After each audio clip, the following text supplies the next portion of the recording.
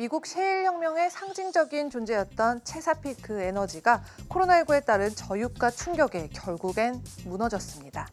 2008년 전성기 당시에 350억 달러, 약 42조 원을 넘던 시가총액은 지난 26일 종가 기준으로 1억 1,600만 달러, 그러니까 우리 돈으로 1,400억 원으로 무려 300분의 1이 줄어든 건데요.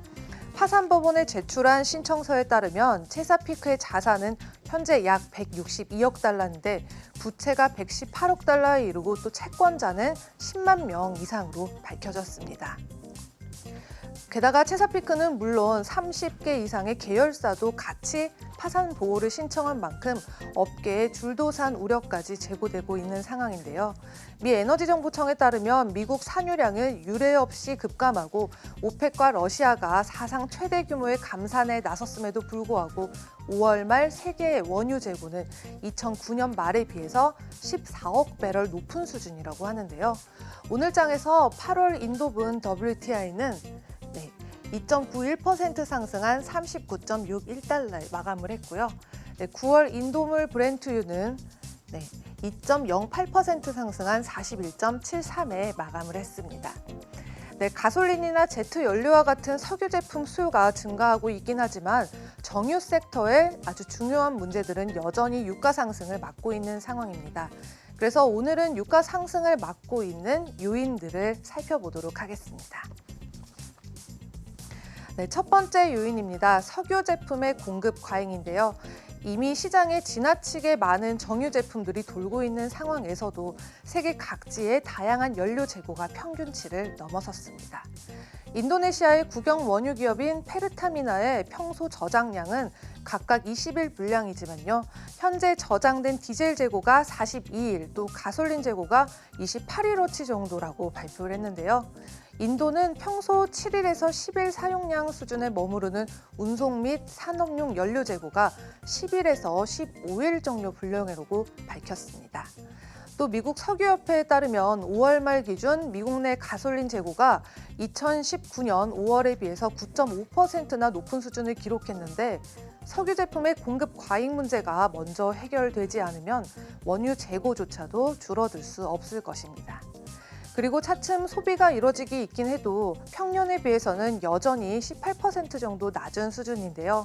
정유 시설들이 처리량을 높일수록 공급 과잉 현상은 그 해결이 더 늦어질 것입니다. 두 번째 요인입니다. 여전히 높은 정유시설 가동률로 볼 수 있겠는데요. 정유시설들의 원유 처리량이나 제품 생산량도 지금 평균을 밑돌고 있는데요. 2019년 5월의 가동률은 90.6%였는데 2020년 5월의 가동률은 70.6%를 나타내면서 사상 최저치를 기록했습니다. 이렇듯 낮은 가동률들은요, 정유 제품들의 재고가 또 줄어들고 일단은 뜻으로 볼 수가 있기 때문에 긍정적인 신호로 보일지도 모르겠지만요. 하지만 제품에 대한 수요 역시 평균치에 미치지 못하는 상황입니다. 또한 에너지정보청은 지난주에 공급된 차량용 가솔린은 하루 792만 배럴로 작년보다 낮다고 발표를 했는데요. 같은 기간 정유시설에서는 830만 배럴의 가솔린을 생산을 했습니다. 이 중에서 일부는 수출이 되겠지만 그래도 지나치게 많은 양의 가솔린이 생산되고 있다는 현실로 볼 수가 있겠죠. 마지막 요인입니다. 바로 낮은 마진율로 볼 수가 있겠는데요. 정제 마진은 3월 중순부터 크게 감소를 했습니다. 제품 생산을 위해서 사들이는 원유 가격이 빠지면서 전유 업체들의 경제적인 부담은 덜해졌을 거라고 예상을 했을 텐데요. 하지만 이윤의 폭은 또 낮아졌죠. 그래서 러시아의 감산으로 가격이 상승한 러시아의 원유를 사용하는 유럽과 또 지중해의 정제 마진은 더욱 낮은데 마진이 낮으면 결국 제품 생산을 늘리기 때문에 원유 재고를 소모할 이유가 줄어들게 되는 것입니다. 그래서 오펙 플러스가 현재 감산안을 한 달 더 연장하겠다는 결정을 내리지 않는다면 일부 오펙 회원국과 러시아는 7월 말부터 생산량을 증가시킬 테고요. 또 미국의 산유량 역시 늘어날 것으로 예상이 되고 있습니다.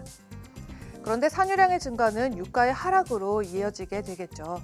그래서 그만큼의 수요 증가 없이는 또 가동률을 높일 만큼의 정제 마진이 올라가기가 힘든데 유지나 보수 작업과 또 겨울용 가솔린의 전환을 위해서 가동률을 높이는 시기와 맞물릴 가능성도 높다고 보시면 될 것 같습니다. 지금까지 유가 회복을 더 늦출 수 있는 요소들을 차근차근 살펴봤는데요. 지정학적 이슈와 시장의 상황에 따라 유가가 상승하긴 하겠지만요.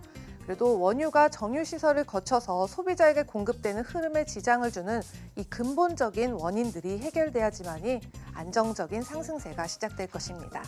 지금까지 글로벌 금융시장 심쿵 브리핑 펄스였습니다.